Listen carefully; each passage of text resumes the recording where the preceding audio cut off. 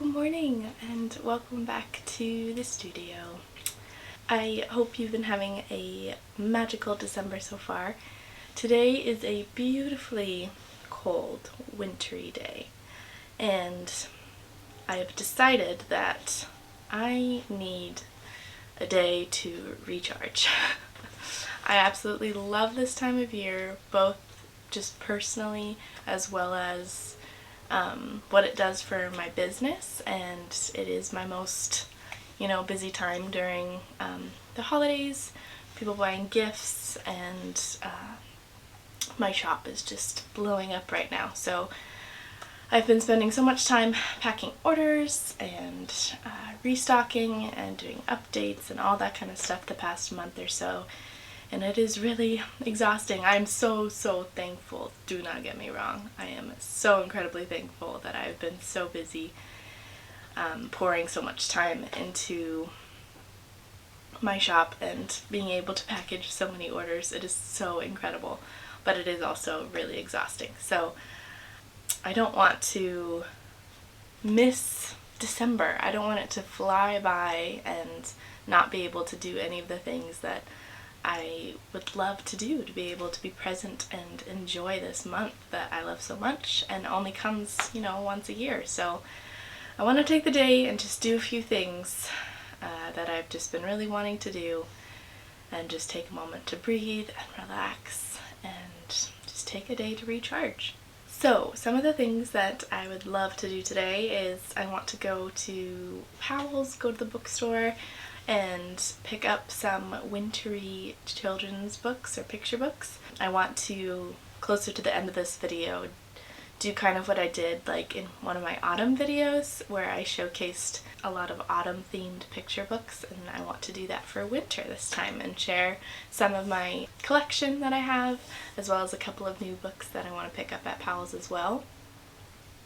And then I also want to do a bit of baking. I'd love to make some homemade gingerbread cookies. I think that would be lots of fun. Make little gingerbread men and a couple of other Christmassy shapes.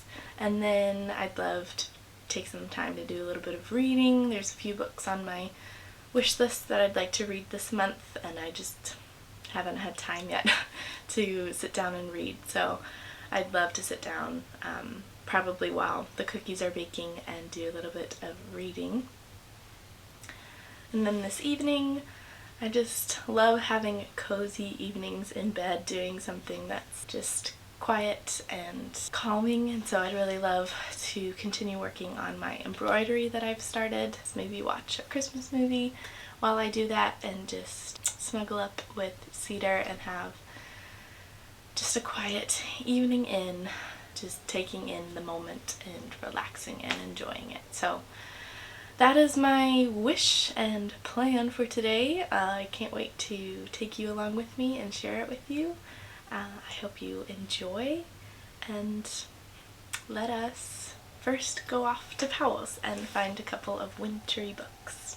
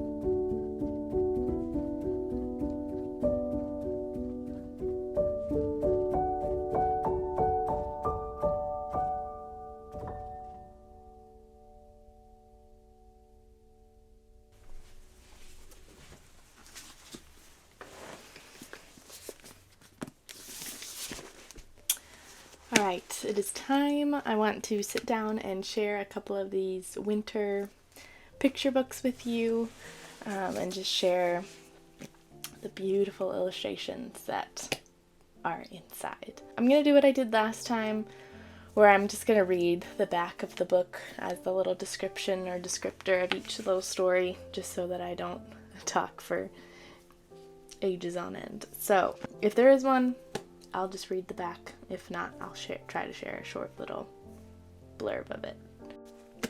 So, let's get to it. The first book that I have is The Winter Story in the Brambley Hedge series. I shared the Autumn Story last season, so I'm going to share the winter one for this season. This one doesn't really have a descriptor on the back, but it's just the little world of Brambley Hedge, which is a bunch of little mice, and she just has different little mini stories pertaining to each season, and then there's also some adventure ones. They're just very sweet. Obviously, I absolutely adore her artwork. It is incredible, and I just love the little world that she's created. Next, I just recently saw this one. It was in the sale pile. It's called Sugar and Spice and Everything Mice. But this is by Annie Silvestro and illustrated by Christy Curran-Bauer. Here's the little back. Lucy loved how her friends had warmed to winter, her favorite season. Now she would do something special to thank them. She handed Mona, Millie, and Marcello their steaming mugs of hot chocolate. "I'll bake us something to go with it," she said. In this charming sequel to mice skating, Lucy, the adventure-loving mouse, discovers that baking is a lot harder than skating. Next is this beautiful book called The Snow Fox by Rosemary Chauget. I'm not sure how to pronounce her last name, but I believe she wrote and illustrated this book. It is absolutely stunning. When his friends fall asleep for the winter, Nico the red fox is left by himself. Will Nico find a friend to share the snowy winter wonderland his woodland home has become, or will he face the winter alone? Next is a book called The Shortest Day, which is by Susan Cooper and illustrated by Carson Ellis. Carson Ellis is an artist that I am highly inspired by. She's incredible. The Shortest Day captures the magic behind the returning of seasonal light, the yearning for rituals that connect us with generations that have gone before, and the hope of peace that we carry into the future. Next is another gorgeous book. It's called Once Upon a Northern Night. It is by Jean Penziewell, and the pictures are by Isabel Arsenault. In this exquisite lullaby, the beauty and wonder of a northern winter night unfold. At first, snow falls softly and nighttime creatures appear. Then stars light up the sky, followed by shimmering northern lights, all framed by the etchings of frost on the window pane. Next is a book called A Warm Winter by Faridun Oral. One cold winter morning, Little Mouse ventures out in search of enough firewood to heat his nest. But when he tries to drag his pile home, he realizes everything he's gathered is much too heavy for him. This beautifully illustrated picture book shows the power of friendship, persistence, and a little luck to make our dreams come true. This is a winter story that will warm your heart. I mean, how perfect is that? And lastly is called Letters from Father Christmas, which were written by J.R.R. Tolkien. The book was edited by Bailey Tolkien. And this is just a really cool book. It's not necessarily a children's book in the same way that the other ones are. But here, I'll just read the back and it'll make more sense. Every December, an envelope bearing a stamp from the North Pole would arrive for J.R.R. Tolkien's children. Inside would be a letter in strange, spidery handwriting and a beautiful colored drawing. They were from Father Christmas, telling wonderful tales of life at the North Pole. How all the reindeer got loose and scattered presents all over the place. How the accident-prone polar bear climbed the North Pole and fell through the roof of Father Christmas's house into the dining room. How there were wars with the troublesome horde of goblins who lived in the caves beneath the house. From the first note to Tolkien's eldest son in 1920 to the final poignant letter to his daughter in 1943, this new edition celebrates the centenary of that first letter with a stocking full of charming letters, pictures, and decorated envelopes, and is a festive feast for readers of all ages. So it's a collection of all these Christmas letters that he left for his children from Father Christmas. But it's just really cool. I absolutely love that he did that. And what a treasure that this book is.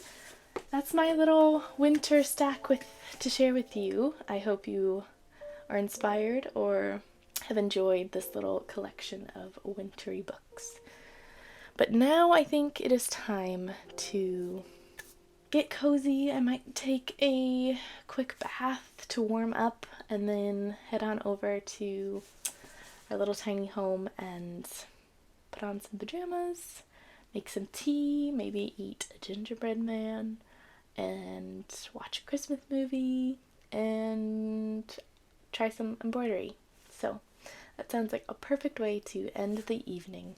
And so let's go wind down and relax.